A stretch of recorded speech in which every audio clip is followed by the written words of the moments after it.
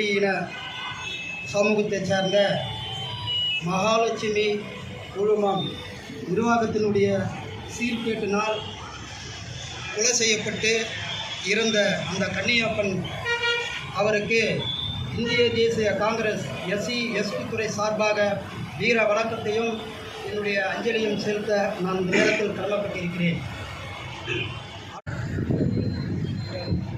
இந்த மரியாதைக்குரிய பேராசிரியர் ஐயா கல்யாணி அவர்களுக்கும், மரியாதைக்குரிய அண்ணன் ரமேஷ் அவர்களுக்கும், மரியாதைக்குரிய அண்ணன் ஏழுமலை அவர்களுக்கும் இந்திய தேசிய காங்கிரஸ் கட்சி SC/ST துறை சார்பாக என்னுடைய பணிவான வணக்கத்தை தெரிவித்து என்னுடைய உரையை நான் ஆரம்பிக்க விரும்புகிறேன். இப்பொழுது விடுதலை சிறுத்தை கட்சியினுடைய செய்தி தொடர்பாளர் மரியாதைக்குரிய தமிழேந்தி அவர்கள் இந்த ஆர்ப்பாட்டத்திற்கு தலைமை தாங்கி நடத்தி கொண்டிருக்கிறார். இந்த ஆர்ப்பாட்டத்தில், இந்த கண்டன ஆர்ப்பாட்டத்தில் மிக தெளிவாக கம்யூனிஸ்ட் கட்சியைச் சேர்ந்த அருமை தோழர் அவர்கள் மிக தெளிவாக விரிவாக தன்னுடைய கோரிக்கையும் அரசு அதிகாரிகளுடைய மெத்தன போக்கையும் அருமையாக எடுத்து உரைத்தார். அவர்களுக்கு இந்த நேரத்திலே நான் நன்றி சொல்ல கடமைப்பட்டிருக்கிறேன். போக்கையும் அருமையாக எடுத்து உரைத்தார். அவர்களுக்கு இந்த நேரத்திலே நான் நன்றி சொல்ல கடமைப்பட்டிருக்கிறேன். இன்று 21 நாளாகுது. கன்னியப்பன் இறந்து 21 நாளாகுது.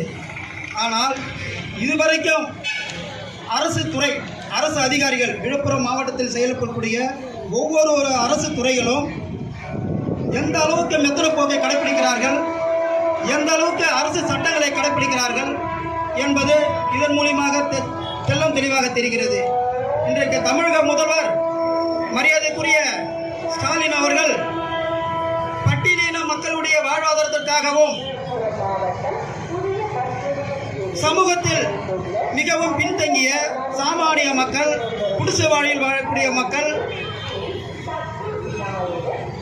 பழங்குடியின மக்களுக்கு நான் என்னுடைய கருணை உள்ளத்தோடு நான் அவர்களுக்கு சேவை செய்து வருகிறேன் என்று ஒவ்வொரு மேடையிலும் வாயின் மூலியமாக சொல்லி வருகிறார்.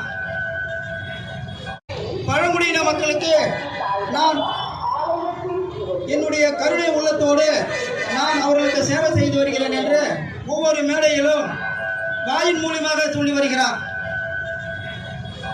தமிழக முதல்வரை பார்த்து நான் கேள்வி கேட்கிறேன். இன்று விழுப்புரத்தில் நடக்கக்கூடிய அரசு துறைகள் என்ன செய்கிறது? உங்களுடைய கவனத்திற்கு இந்த துறைகள் எடுத்து செல்கிறதா? இந்த கன்னியப்பனுடைய சாவு எவ்வளவு பெரிய பிரச்சனை.